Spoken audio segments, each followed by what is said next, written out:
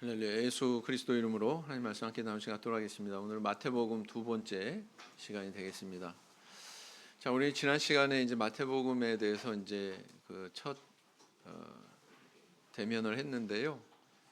기억나시는 게 있나요? 아마 그 내용 들어가기 전에 아마 이런 말씀을 드렸을 거예요. 왜 네 복음서가 있는가? 네 개의 복음서의 저자는 각각 다른 관점을 가지고 있기 때문에 그 각각의 그 저자들의 관점이 종합이 돼서 온전한 예수님의 모습을 그려내고 있다. 뭐 이런 말씀을 드렸는데 기억나십니까? 예, 전부 다 대답하시는 거 보니까 아주 훌륭하십니다. 그것만 기억하셔도 돼요. 네, 그게 굉장히 중요한 부분이거든요. 자, 이제 오늘은 지난 시간에 이어서 지난 시간에 이제 내용까지 이제 다 살펴봤는데 그 내용 가운데서 이제 특이할 점들이 있죠. 특이할 점이라 하면 바로 마태복음에만 기록된 그런 내용들이 있습니다. 이런 것들을 이제 주목하게 되면 어떤 유익이 있냐면 마태복음을 기록한 마태가 어떤 걸 겨냥해서 이걸 기록을 하고 있다. 이런 것들이 이제 발견이 될 수가 있어요. 그래서 뭐 예수님의 탄생 기사 이것도 마태복음에만 있죠. 아유 목자님 누가복음에도 있잖아요. 예수님이 마리아에게서 낳았다고 하는 거 기사 있잖아요. 그것은 서술의 방향이 좀 다르죠. 완전히 마태복음에 기록된 거와 같다라고 볼 수가 없습니다. 그래서 내용이 틀리기 때문에 이렇게 따로 보는 거고요. 예수님 세례에 대한 망설임 그랬는데 예수님의 수세 기사는 다 세 복음서에 다 기록이 되어 있어요. 공간복음서에. 그런데 마태복음에는 특별하게 예수님과 세례 요한 사이에 짧은 대화 내용이 등장하죠. 그건 다른 복음서에는 없어요. 오로지 마태복음에만 기록이 되어 있습니다. 거기에 보면은 모든 의 뭐 이런 언급이 있죠. 그다음 예수님이 물 위로 걸으셔서 제자들이 타고 있는 배까지 걸어오셨다. 수면 보행하셨다라고 하는 기사가 다른 복음서에도 있지만 유독 베드로가 이렇게 예수님한테 만약 주시어든 나로 물 위로 걸어오라 하게 하소서 뭐 이렇게 요청한 그 내용은 어디에만 있어요? 마태복음에만 있다라는 겁니다. 그 다음에 또 반세계를 받는 자들, 다시 말하면 성전세 받는 자들이 나왔을 때 예수님이 이제 베드로를 시켜가지고 물고기를 잡도록 하죠. 낚시를 들이워서 물고기를 잡기 위해서 그 처음 올라오는 물고기 입에서 한 세계를 구하는, 그래서 이제 그것을 성전세 받으러 온 자들에게 줘라, 이런 내용은 마태복음에만 또 기록이 되어 있습니다. 그 다음 대제사장과 유다의 가룟 유다를 얘기하는 거죠. 거래, 어떤 거래요? 예수님을 넘겨줄 테니까 얼마를 줄 거요? 이거죠. 다른 복음서에는 주기로 약속만 했는데 마태복음에서는 아예 건네준 것으로 그렇게 기록이 되어 있습니다. 그렇죠? 그리고 이제 그것을 이제 나중에 후회해가지고 성전에다가 던지는 그런 장면까지 기록을 하고 있는 게 어디다? 마태복음이다, 이렇게 볼 수가 있습니다. 그 다음 빌라도가 자기의 책임을 면하려고 대야에다가 물을 받아서 손을 씻는 그런 내용은 그것도 역시 마태복음 안에만 있습니다. 그 다음 예수님이 부활하실 때 어떤 그런 초자연적인 현상, 막 지진이 일어나고 막 뭐 여러 사람들이 막 부활했다, 이런 기록이 있는 것은 마태복음에만 기록이 되어 있습니다. 아니 목자님, 예수님 부활에 대해서는 다른 복음서에도 기록이 되어 있잖아요. 물론 기록이 되어 있어요. 그런데 자세하게 비교를 하면 막 지진이 일어났다든가 다른 성도들이 막 부활했다든가 이런 서술은 없습니다. 다른 복음서에는. 그래서 이렇게 마태복음만의 그런 서술을 우리가 발견할 수가 있죠. 그 다음에 이제 로마 군병한테 이제 무덤을 지키게 해서 지키게 하는 그런 뭐 내용 뭐 이런 것도 마태복음에 있고요. 그래서 이제 그 제자들이 거짓말했다. 말하자면 매수했다고 하는 그런 내용, 그런 것도 이제 마태복음에 기록이 되어 있죠. 그래서 마태복음 1장에 아브라함과 다윗의 자손 예수 그리스도의 세계라, 그러면서 예수님의 족보에 대해서 쭉 나열을 하고 있는 것은 마태복음만의 서술이다. 목자님, 누가복음에도 예수님의 족보 있지 않습니까? 근데 서술의 방향이 다르죠. 이것은 위에서부터 밑으로 내려가는 거고, 누가복음에 기록된 것은 밑에서부터 위로 올라갑니다. 그 이상은 아담이요 그 이상은 하나님이다. 기원이 어디까지 올라가요? 하나님까지 올라가는데, 마태복음에는 거꾸로 위에서부터 아래로 내려옵니다. 그런데 하나님부터 시작되는 게 아니라 어떻게 해요? 아브라함과 다윗의 자손 예수 그리스도의 세계라. 이것은 다분히 구약과 연관을 맺고 서술을 하고 있는 겁니다. 구약과 연관을 맺고. 요즘 우리 금요일 날 저녁 때는 믿음의 조상 인물들에 대해서 공부하고 있잖아요. 그렇죠? 그 아브라함한테 하셨던 그 약속대로 오신 분이 이분이다. 예수 그리스도다. 이거 얘기하고 싶어 하는 거고요. 또 하나님께서 다윗한테 내 위가 영원할 거다.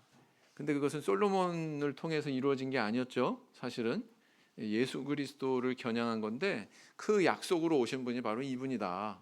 그 얘기하고 싶은 거예요. 다 구약에 나와 있는 내용대로 지금 이어지고 있다. 그것을 다분히 전달하고 있는 거거든요. 그러니까 서술이 틀린 거예요. 누가복음의 서술은 어때요? 하나님까지 올라가죠. 그러니까 우리는 다 하나님의 소생이고, 그렇기 때문에 우리는 다 한 가족이다. 이런 의식이 여기에 담겨져 있는 거예요. 족보의 서술의 방향이 그래서 다르다. 왜요? 누가복음은 이방인을 겨냥해서 쓰여졌거든요. 마태복음은 누구를 겨냥해서 쓰여졌다고요? 유대교 출신의 기독교인들, 기독교 교회 공동체 안에 구성원들한테 기록하고 있는 거다, 이렇게 말씀드렸습니다. 그 다음 예수님 세례 받으실 때 우리가 이와 같이 모든 의를 이루는 것이 합당하다, 이런 말씀을 하신 것은 마태만 기록을 하고 있습니다. 이건 우리 교회 입장에서 대단히 중요한 부분이죠. 우리 교회 입장에서. 왜요? 우리는 세례를 강조하지 않습니까? 이 세례가 보통 의미가 있는 게 아니라는 거예요. 모든 의를 이루는 것과 관계된다는 거예요. 모든 의에 대해서는 뭐 이야기할 그 소재가 많죠. 마태복음 안에서도 발견해 보면 너희 의가 바리새인과 그 서기관보다 낫지 않으면 천국에 들어갈 수 없다. 그때 의를 이야기하죠. 그죠?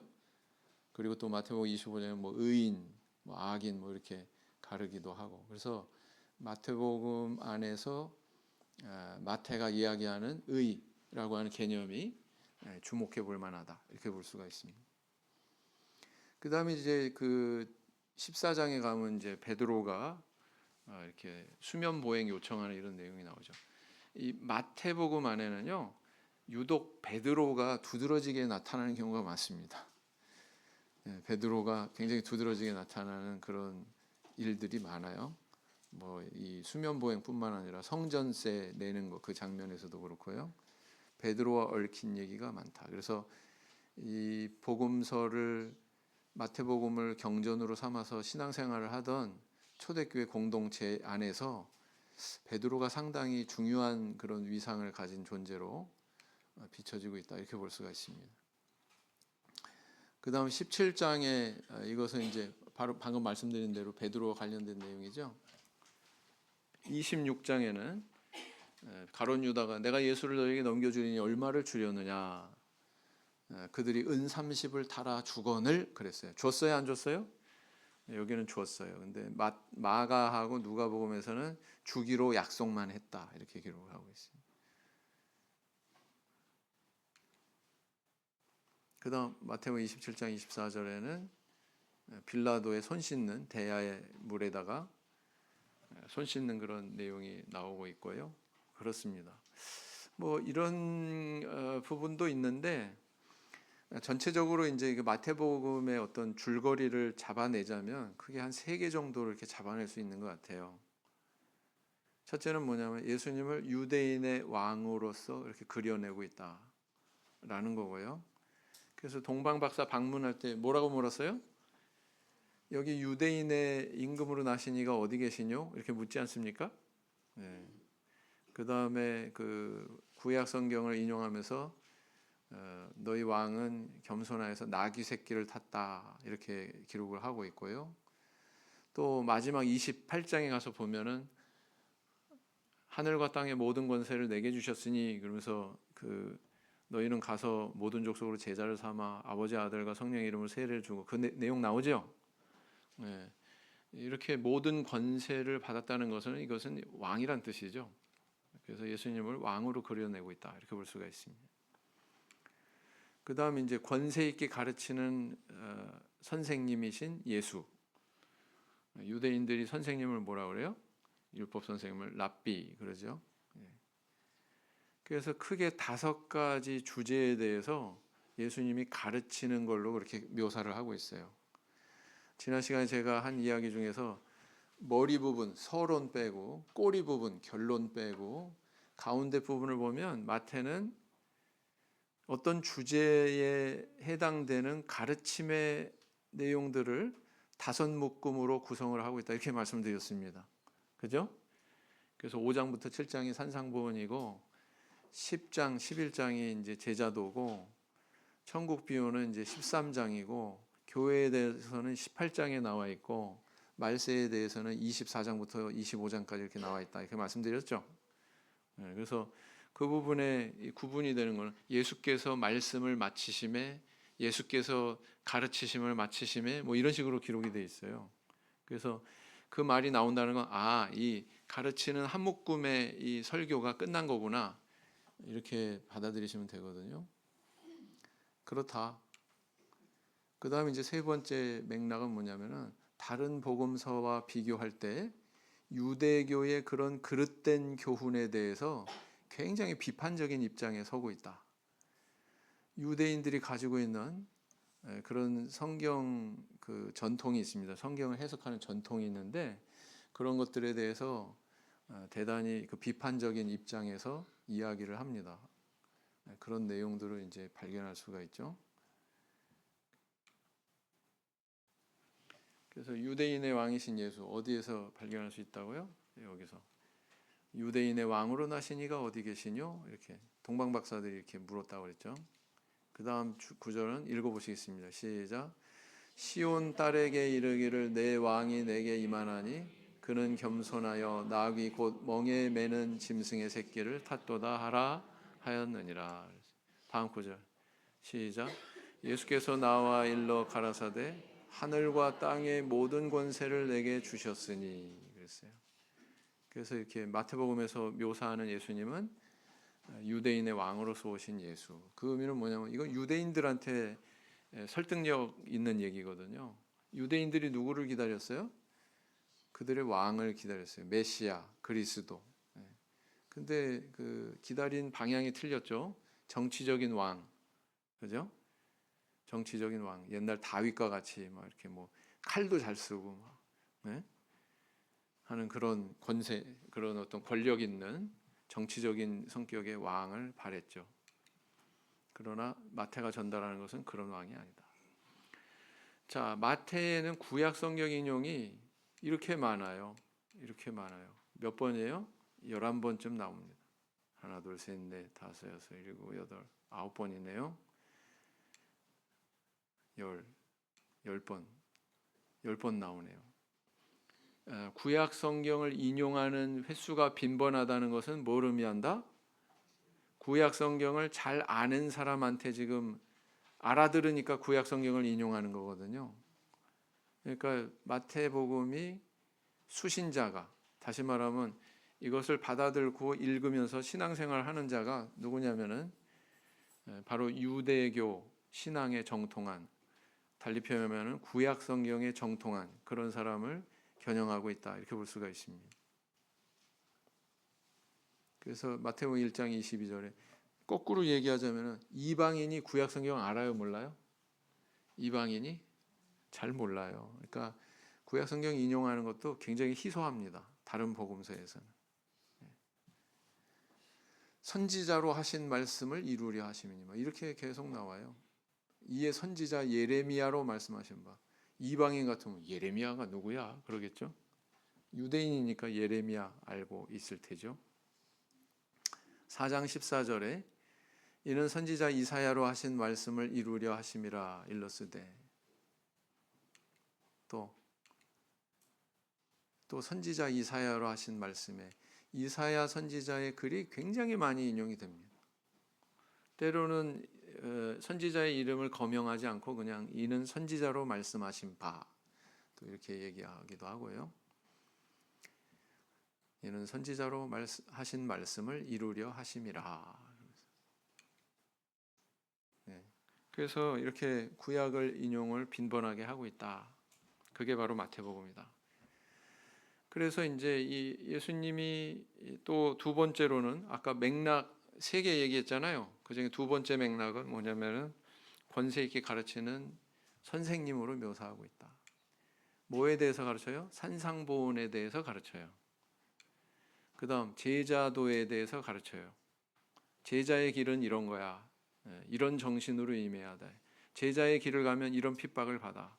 제자는 바로 이런 태도로 살아야 되는 거야. 뭐 이런 것들, 그런 것들에 대해서 말씀을 하고 있죠. 그 다음 천국이란 이런 거야. 천국은 마치 무엇과 같으니, 그래서 천국의 비유를 또 가르치시는 그리스도에 대해서 그리고 있습니다. 그 다음 18장에 가면은 뭐 이것은 뭐 말을 듣지 않으면 다른 형제랑 같이 가서 이야기하고, 그래도 듣지 않으면 교회에 말하고, 그래도 안 들으면은 이방인과 같이 여기라, 뭐 그런 말씀 있잖아요. 교회의 어떤 치리 지침에 대해서 또 가르치고 있다. 그 다음 24장에 가면은 말세에 이루어질 일에 대해서 이야기하고 있습니다. 민족과 민족이, 뭐 나라와 나라가 서로 분열하고, 뭐 그죠? 거짓 그리스도가 출현하고, 뭐 그런 이야기들 나오지 않습니까? 말세에 대해서. 이 일이 뭐 겨울에나 안식일에 되지 않도록 위하여 기도하라, 뭐 그러면서. 기억나세요? 네, 끄덕거리시는 분은 다 성경통도 열심히 하셨던 분들. 이렇게 개론은요, 성경 통독하는 데 유익이 있습니다. 사실은 그걸 겨냥한 바가 많죠. 그 다음에 이제 마지막에 뭐라고 그러냐면, 모든 족속으로 제자를 삼아 세례를 주고 가르쳐라. 마지막에 내가 너에게 분부한 모든 것을 가르쳐 지키게 하라, 이렇게 명령하고 있다는 사실입니다. 그렇죠? 그래서 예수님이 어떤 분이냐면 굉장히 권세 있게 그렇게 가르치시는 교사, 랍비로 그렇게 묘사가 되고 있다라는 겁니다. 구체적으로 이제 들어가면은 산상보훈이죠. 산상보훈. 이런 자는 복이 있나니, 천국 백성은 바로 이런 성품을 가진, 이런 특징을 가진 존재입니다. 그러면서 이제 이어지는 게 뭐예요? 나는 율법을 완성하러 왔습니다. 예수님께서 폐하려 하는 것이 아니라 완성하러 왔다. 이 말의 뜻은 뒤집어 보면 예수님이 마치 율법을 폐하러 온 것처럼 오해했다는 것을 반영하고 있는 겁니다. 그러면서 이제 완성시키는 작업을 하시죠. 어떻게 해요? 너희들 뭐뭐라는 것을 들었으나 나는 너희에게 이르노니, 그러면서 뭐 살인에 대해서, 간음에 대해서, 그죠? 뭐 이런 그 계명의 여러 정의를 다시 정립을 하고 있습니다. 이 특징이 뭐예요? 이런 재정립의 특징은 뭐냐면은 바깥으로 드러난 행위뿐만 아니라 마음 속에서 이미 무엇이 이루어지면 그게 죄다, 이걸 말씀하시거든요. 그러니까 율법의 기준을 유대인들은 굉장히 낮췄고 행동화된 것으로만 여기는 차원으로 굉장히 낮췄는데, 예수님은 그것을 다시 높여놓죠. 마음속에서 이루어진다고 그랬으니까 높여놓은 거잖아요. 그런 작업을 이제 5장 안에서 다 하시죠. 그 다음에 6장, 7장은 어떤 내용이냐면 실천에 관한 내용이에요. 5장은 뭐냐? 관념, 이론, 이런 것에 대한 내용이고요. 율법에 대한 관념, 율법에 대한 그런 올바른 해석, 이런 내용이고요. 6장, 7장은 뭐냐면은 그런 올바른 관념과 올바른 이해가 정립이 된 다음에 나타내야 되는 실천의 영역을 언급하고 있습니다. 실천의 영역은 뭐예요? 종교 행위부터 먼저 다루죠. 6장에서 뭐예요? 참 경건에 대해서. 그래서 참다운 구제란 이거야. 참다운 기도는 이거야. 참다운 금식은 이거야. 이렇게 얘기하는데 여기도 반복구가 나와요. 어떤 반복구가 나와요? 사람에게 보이려고, 사람에게 보이려고, 사람에게 보이려고. 이거와 또 상반되게 또 반복구가 나오죠. 은밀한 중에 보시는 하나님이 갚으신다. 은밀한 중에 보시는 하나님이 갚으신다. 은밀한 중에 보시는 하나님이 갚으신다. 반복돼서 나오죠. 여기서 우리 뭘 알 수 있습니까? 당시의 이 종교 행위가 이 하나님 앞에 나타내야 될 경건의 행위가 사실은 사람한테 겨냥이 됐다라는 걸 의미합니다. 위선적이었다는 얘기죠. 거기에 대해서 이 예수님께서는 딱 짚으시면서 이것이야말로 참 경건이다라고 다시 이제 세우고 계시는 거예요. 신앙을. 그러면서 천국 백성의 물질관에 대해서 언급하시죠. 너희는 무엇을 먹을까 무엇을 입을까 걱정하지 마라. 그죠? 그의 나라와 그 의를 먼저 구해라. 그게 이 물질관의 결론부잖아요. 그 다음에 7장으로 넘어가면은 대인 관계에 대한 그런 윤리도 다루어지고 있습니다. 어떤 거예요? 비판하지 마라. 비판받는 사람이 있고 비판하는 사람이 있으니까 비판이 이루어지는 거잖아요. 이웃과 나와 이웃과의 관계에 대해서 다루는 거란 말이에요. 내가 대접받고자 하는 대로 너도 남을 대접해라. 이거 황금률이라고 그러잖아요. 네.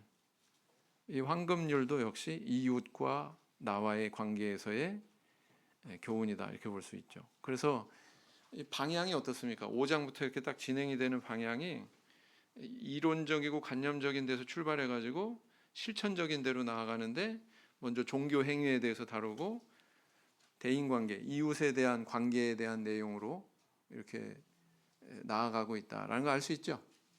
네. 그 다음에 뭐가 나와요? 마지막에 거짓 선지자를 경계해라. 너네들 신앙생활 이렇게 잘 하더라도 한목에 그거 다 무너뜨릴 수 있는 그런 존재가 있는데 그 거짓 선지자 조심해야 된다. 이렇게 얘기하죠. 네. 그러면서 또 뭐라고 그래요? 이렇게 너희들이 들은 대로 행하면 행하지 아니하면 그러면서 대조시키면서 모래 위에 지은 집과 반석 위에 지은 집을 비유를 대조시키면서 꼭 이렇게 배운 대로 행해야 된다 이렇게 교훈하고 있죠. 네. 이게 산상보훈이 흘러가는 구조다 이렇게 볼 수가 있습니다. 그 다음에 이제 10장에 가서는 제자도에 대해서 이야기하는데요. 이방인보다 이스라엘의 이른 양에게로 가라. 굉장히 재미있는 그 명령이죠. 뭐냐면은 이방인보다 그랬어요. 유대인들은 사람을 둘로 분류하는데 유대인과 비유대인, 다시 말하면 유대인과 이방인 이렇게 비유한단 말이에요. 그러니까 이방인보다 이스라엘의 이른 양은 누구를 가리킬까요? 이스라엘의 이른 양은 누구를 가리킬까요? 유대인들 얘기하겠죠, 그죠? 유대교 출신의 예수 그리스도를 믿는 그런 신앙인들. 이건 오늘날에도 우리한테 적용이 되는 것 같아요. 우리가 새로운 사람 이렇게 전도하는 것보다 어떤 게 더 우선돼야 돼요? 이른 양, 신앙의 울타리에 있다가 떠나간 그런 존재들, 그런 성도들한테 더 관심을 둬야 된다. 선교하는 제자의 지참물에 대한 그런 지침, 뭐 두보롯을 가지지 말며, 뭐 전대를 가지지 말고, 그죠? 뭐 이런 그 지팡이에 대해서 또 언급하고 있고요. 그다음 제자가 사역지에서 갖출 행동 지침, 뭐 이런 것도 있습니다. 이 집 저 집 막 옮겨 다니지 마라. 맨 처음에 들어갔으면 그 집에 계속 머물러라 떠날 때까지. 이렇게 얘기하지 않습니까? 이런 것들 왜 그럴까요? 그거는 여기저기 옮겨 다니는 이유가 뭘까요? 좀 편하려고.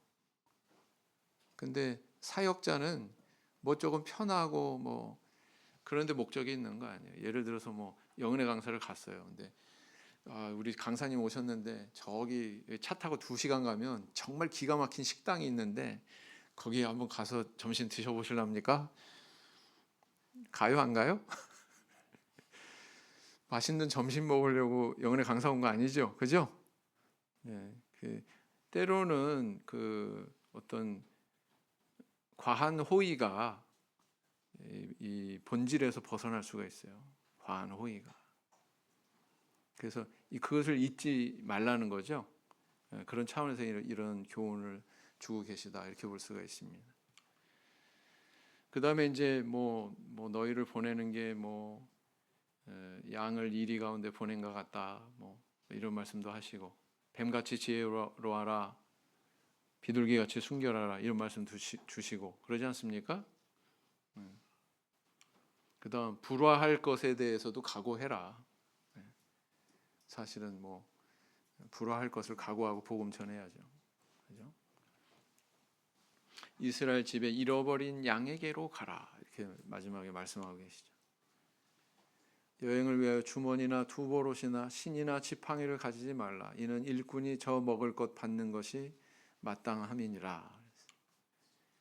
그 다음 아무 성이나 촌에 들어가든지 그 중에 합당한 자를 찾아내어 너희 떠나기까지 거기서 머물라. 뭐 조금 편하려고 여기저기 옮겨 다니고 그러지 말라 이거예요. 그를 조금 편하기 위해서 너희들 여기 온 거 아니지 않느냐. 하나님 말씀 전하기 위해서 온 거 아니냐라는 거죠.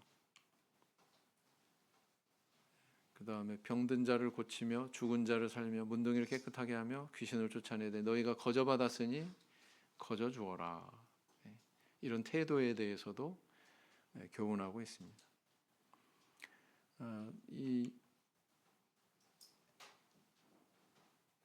그 집에 들어가면서 평안하기를 빌라.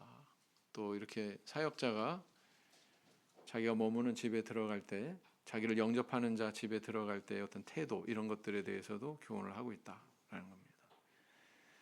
거절하는 자들에 대해서는 또 이런 말씀도 있죠. 읽어볼까요? 시작. 누구든지 너희를 영접도 아니하고 너희 말을 듣지도 아니하거든 그 집이나 성에서 나가 너희 발의 먼지를 떨어버리라.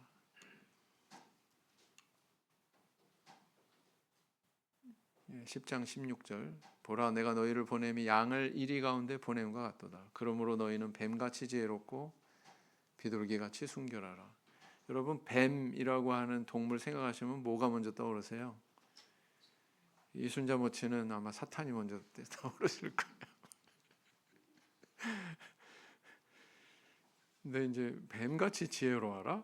뱀의 여러 가지 그런 특징이 있는데 그 중에 하나만 찝어서 지혜로운 그런 면이 있다는 거죠. 그래서 뱀의 그런 지혜로움 같이 지혜로워야 된다. 일면만 교훈하고 있습니다. 그 다음에 17절 18절 읽어보실까요? 시작. 사람들을 삼가라. 저희가 너희를 공회에 넘겨주겠고 저희 회당에서 채찍질하리라. 또 너희가 나를 인하여 총독들과 임금들 앞에 끌려가리니 이는 저희와 이방인들에게 증거가 되게 하려 하심이라. 그래서 이 사도행전을 보면은요, 마태복음 10장 17절에서 18절에 있는 말씀대로 사도들이 바울 사도, 바나바 이런 분들 그대로 이렇게 당하는 핍박을 당하는 그런 모습을 발견하게 되죠. 네, 그렇습니다. 베드로, 요한도 마찬가지고요.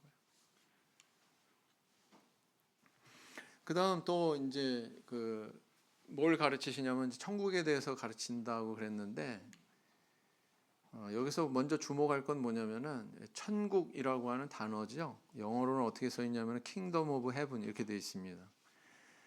4개 복음서 중에서 하늘이라고 하는 단어가 가장 많이 나오는 경권 마태복음입니다. 왜냐하면 하늘나라 이게 많이 나오거든요. 하늘나라.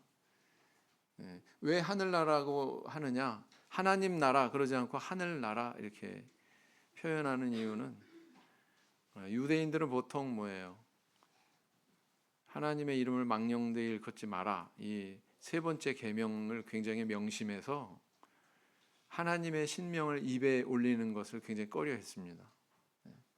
그래서 하나님 나라, 하나님이라고 하는 그 표현조차도 꺼려해서 하늘나라 이렇게 표현을 했다고 그래요. 그래서 하늘나라, 다시 말하면 천국이죠.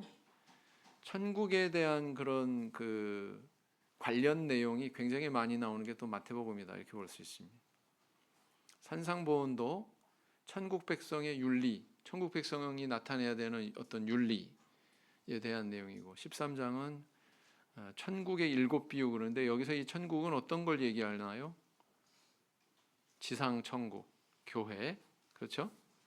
그러니까 여기서 우리는 뭘 하나 알 수 있냐면, 우리가 지금 이 땅에서 누리고 있는 교회가 장차 우리가 가게 될 저 영원한 하늘나라와 관계가 있다 없다? 있다.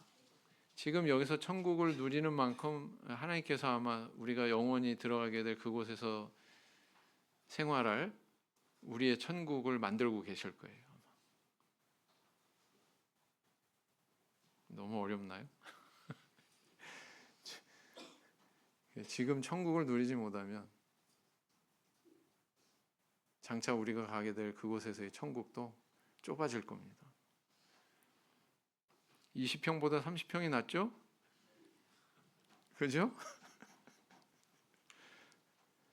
그 다음 25장은 천국 예비를 강조하는 그런 비유가 3개 나오죠. 그래서 맨 처음에 열처녀의 비유, 그 다음에 달란트 비유, 그 다음 3번째는 양과 염소의 비유, 이런 비유들이 나옵니다.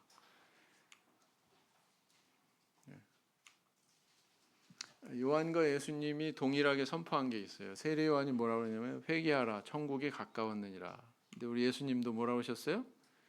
공생이 시작하시면서 회개하라 천국이 가까웠느니라 이렇게 말씀하셨다고 그랬죠. 10장 7절에 이 10장에는 제자도라고 그랬잖아요. 제자도 내용이 나온다고 그랬잖아요. 제자들한테도 뭐라고 예수님께서 분부하셨냐면은 전파하여 말하되 천국이 가까웠다 하고. 그래서 이 천국은 공간적인 것을 얘기하는 곳이 아닙니다. 하나님의 통치가 임하는 곳, 그것이 바로 천국이에요. 그래서 우리가 성령을 받고 그러면 하나님의 통치가 임하는 하나님의 나라가 되는 거죠. 우리 자신이. 그렇죠? 하나님께서 통치하시는 모든 영역, 그것이 천국이다. 이렇게 개념을 잡으시면 될 것 같습니다. 또 이제 이 복음 전파하는 것을 천국 복음 전파한다 이렇게 표현하고 있습니다. 4장 23절에도 있고요. 천국 복음을 전파하시며,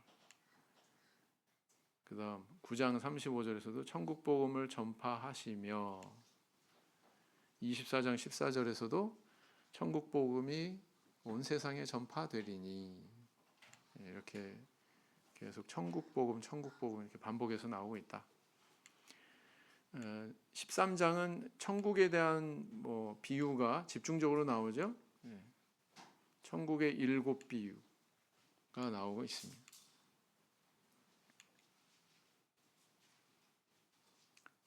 그 다음 천국과 세상의 다른 가치 기준들이 언급되고 있는데 어떤 걸 얘기하는 거예요? 천국에서는 지극히 작다 일컬음을 받을 것이요, 천국에서 크다 일컬음을 받으리라. 어떤 차이로요? 계명 중에서 지극히 작은 것 버리냐 안 버리냐, 소중하게 여기냐 안 여기냐에 따라서 이렇게 갈린다. 또 마태복음 8장 11절, 이거는 어느 대목에서 나온 거예요? 백부장, 병든 종을 낫게 해달라고 요청한 그 백부장에 대해서 예수님께서 극찬을 하시면서 이스라엘 중에서 이만한 믿음을 만나보지 못했다. 그래서 마지막에 뭐라고 또 말씀하셔요? 이렇게 이런 이방인들이 앞으로 아브라함과 이삭과 야곱과 함께 천국에 앉을 거야. 나라의 본 자손들은 어쩌고 저쩌고 이렇게 나오죠. 그렇습니다. 그 다음 세례 요한보다 큰 이가 일어남이 없도다. 그러나 천국에서는 극히 작은 자라도 저보다 크니라. 뒤에 말씀이 참 우리에게 어깨에 힘주게 만들죠. 천국에서는 지극히 작은 자라도 세례 요한보다 크다. 이렇게. 천국은 침노를 당하나니 침노하는 자는 빼앗느니라. 언제부터요? 세례 요한의 때부터. 그러므로 누구든지 어린아이와 같이 자기를 낮추는 그이가 천국에서 큰 자니라. 항상 천국과 결부시켜가지고 이렇게 언급되는 내용들이 굉장히 많다는 것을 느끼게 됩니다. 그렇죠? 천국을 위하여 스스로 된 고자도 있도다. 이 말씀을 받을 만한 자는 받을지어다. 또 천국이 이런 자의 것이니라. 또 예수님께서 이렇게 말씀하신 이런 자는 누구를 가리킵니까? 어린아이들이죠. 그죠? 어린아이들. 그래서 천국에 대한 내용이 굉장히 많이 나와요. 사실 모든 걸 아우를 수 있는 단어 하나를 선택해라 그러면 천국 이렇게 하시면 마태복음에서 이야기할 수가 있습니다. 교회 치리에 대해서 가르치시는 그런 모습을 우리는 발견하게 되죠. 요거는 어디에 집중적으로 나오면 18장에 나온다고 그랬습니다. 재미있는 사실은 뭐냐면 교회라고 하는 단어는 사복음서 중에서 마태복음에만 있습니다. 교회라는 단어는. 그러니까 마태는 교회 치리에 대한 관심이 많았구나. 베드로에게 뭐라고 말씀하셨어요? 이 반석 위에 내 교회를 세우리니 그러셨어요. 그래서 교회 치리에 대한 지침 뭐예요? 아까 말씀드린 대로 다른 형제 가서 권면하고 교회 말에서 같이 가서 권면하고 그래도 말 안 되면 그 내용이에요.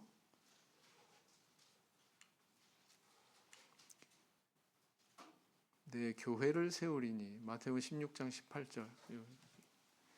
사실은 이 부분이요 굉장히 중요한 분기점이 되는 구절인데 뭐냐면은 우리 기독교와 천주교가 달리 해석하는 분기점이 되는 부분입니다. 내가 이 반석 위에 그럴 때 이 반석은 베드로를 가리킨다 이렇게 보는 게 천주교고요. 이 반석은 예수 그리스도다 이렇게 보는 게 프로테스탄트 개신교죠. 그런 차이가 있습니다. 그러니까 로마 교황 지금도 이렇게 혼자서 뭐 앞에 딱 TV 앞에 나와가지고 뭐 막 선포하고 그러잖아요. 교리 같은 거 막 선포하고 그러지 않습니까? 그래서 그런 거예요. 마태복음 16장 18절에 해석이 틀려요. 천주교와 프로테스탄트 개신교가 이 점이 틀립니다. 읽어보시겠습니다. 시작.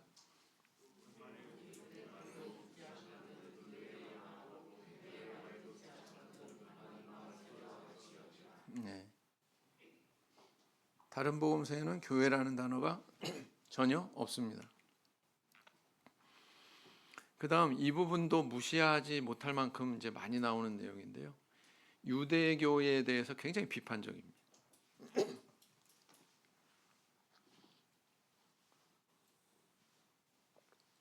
유대교를 믿다가 어느 날 예수 그리스도를 믿고 기독교로 개종을 했어요. 그렇다고 해서 모든 게 다 바뀌었다고 생각하면 오산입니다.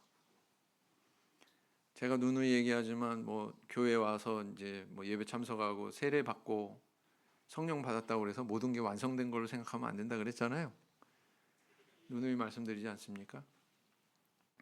그런 것처럼 유대교에 몸담고 있던 신앙인이 기독교인이 됐다고 그래서 유대교의 그런 사고방식을 다 버렸을 거다? 저는 그렇지 않았을 거라고 봅니다. 거기에 대해서 이제 교정하는 내용들이 마태복음에 있다. 이렇게 볼 수가 있죠. 예수 그리스도 족보 이야기를 통해서 동방박사 이야기를 통해서 백부장 기사를 통해서 바알세불 논쟁을 통해서 뭐 이런 내용들이 여기서 모든 걸 다 보기엔 시간이 부족하고요.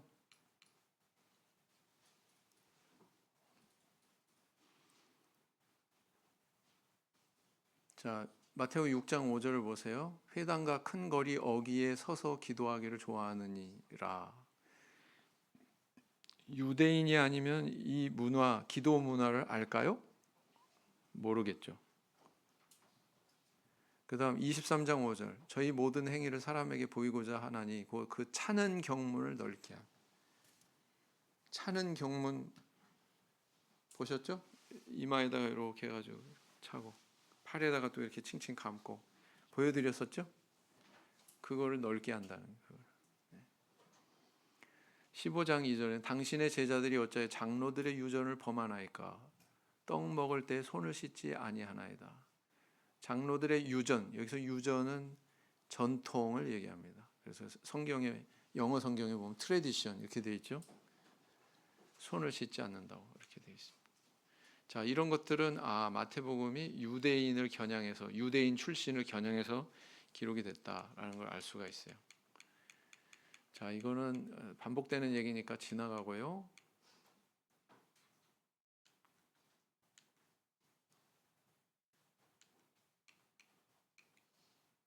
이를 갈미 있으리라, 이 반복 표현이 계속 나옵니다. 울며 이를 갈미 있으리라, 울며 이를 갈미 있으리라, 슬피 울며 이를 갈미 있으리라, 슬피 울며 이를 갈미 있으리라, 이런 표현이 자주 나오는데, 요거는 그 누가복음에서 딱 한 번만 나오는데 마태복음에서는 이렇게 자주 나와요.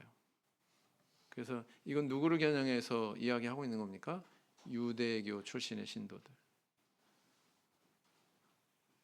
유대교 출신의 신도들을 겨냥해서 그들한테 당신이 이렇게 된다, 그게 아니라 유대교도들이 이렇게 된다, 유대인들이.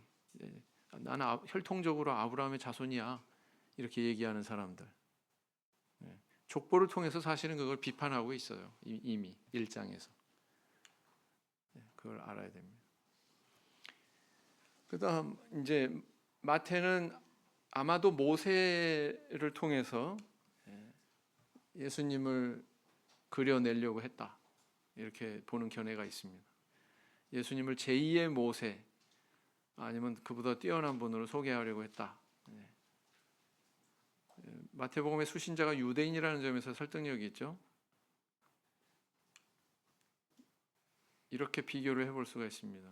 자, 모세는 태어날 당시에 바로의 유아 학살 명령이 있었습니다. 남자아이가 태어나면 다 하수에 넣어라, 하수에 던져라. 예수님 태어날 때 헤롯의 유아 학살 사건이 있었죠. 2살 아래 아이들을 다 죽이는 그런 학살 사건이 있었죠. 그런가 하면은 모세는 미디안으로 피난 가서 40년 동안 지냈습니다. 예수님도 애굽으로 피난했죠. 이 애굽으로 피난한 기사는 어디에만 있어요? 마태복음에만 있어요. 그 미디안과에서 40년 동안 연단 받은 것처럼 예수님은 40일간 광야에서 연단 받죠. 그다음 시내산에서 율법을 받아서 백성들한테 전달했죠. 근데 예수님은 뭐예요? 산에서 새로운 율법을 백성들이 전달했습니다. 그래서 5장 초입에 보면 예수께서 산에 앉으셨다고 이렇게 기록해요. 산에. 누가복음에는 그렇게 안 돼 있어요. 누가복음은 산에 앉으셨다 이런 표현 없습니다. 그다음 모세가 애굽에서 10개 재앙을, 하나님의 능력으로 10개 재앙을 수행한 것처럼 예수님은 8장부터 10장까지 보면 10개 기적을 수행하는 그런 분으로 그려지고 있습니다. 8장부터 10장까지. 그다음 시내산에서 하산한 다음에 얼굴에 광채가 나서 수건으로 덮었다 그랬죠. 예수님도 베드로, 야고보, 요한하고 산에 오르셔가지고 그렇게 변화된 그런 내용이 있어요, 없어요? 네, 있죠. 네. 이런 것들을 이렇게 비교를 해보면 마태가 바로 예수님을 제2의 모세로 그리려고 하지 않았느냐라는 이제 개연성을 우리가 살펴볼 수가 있는 거죠. 그도 그럴 것이 신명기 18장 15절에 어떻게 기록이 되어 있어요? 읽어보시겠습니다. 시작.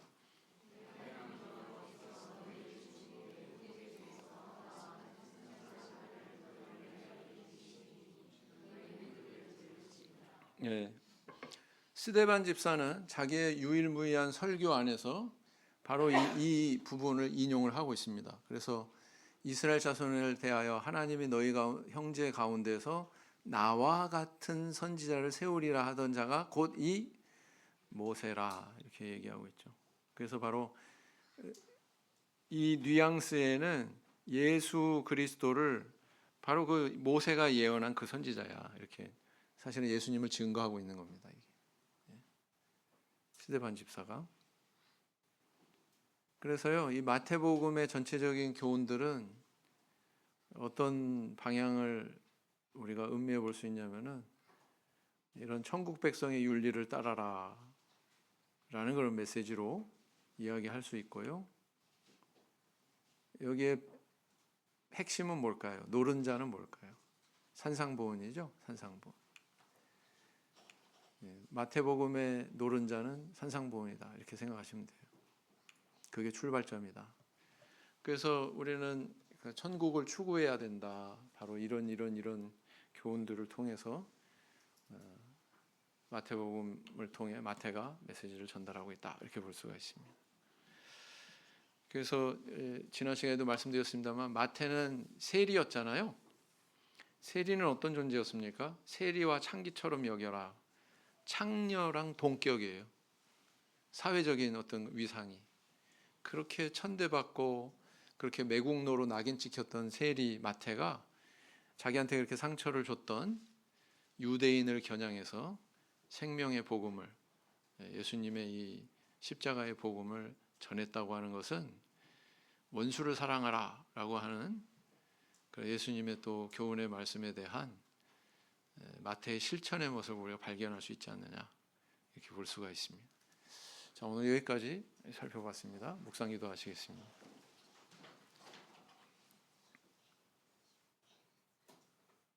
아멘.